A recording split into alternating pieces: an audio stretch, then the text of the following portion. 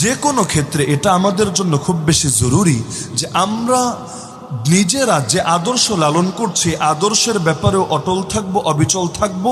আর সমাজের যত ফিতনা আছে, যত জাহেলিয়াত আছে, একটা একটা করে দূর করব। শুধু ভ্যালেন্টাইন্স ডে বলে কথা না, যত জাহেলিয়াত আছে সব থাকবে পায়ের নিচে, আর তাওহীদ আর সুন্নাহর দ্বীনের আদর্শ থাকবে মাথার উপরে। এই দেশের অধিকাংশ মানুষ এটাই মনে প্রাণে চায়।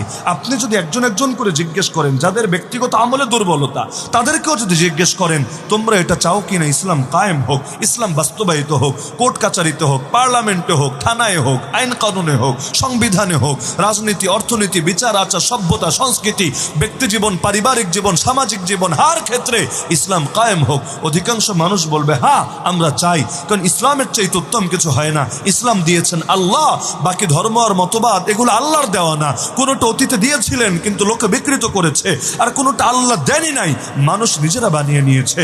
সুতরাং আল্লাহর দিন আর বান্দার দিন কখনো সমান হবে না, হতে পারে না। ইসলাম কখনো ঠকায় না, ইসলাম দুর্নীতি করে না, ইসলাম জুলুম করে না, ইসলাম কখনো নারীর প্রতি বৈষম্য করে না।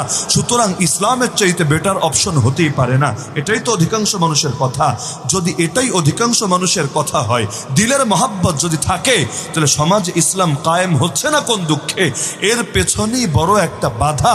আমাদের শক্তিগুলো বিক্ষিপ্ত আছে। মৌলিক একটা লক্ষ্যকে সামনে রেখে আমরা প্রেসার ক্রিয়েট করতে পারছি না ক্ষমতাসীনদের উপর।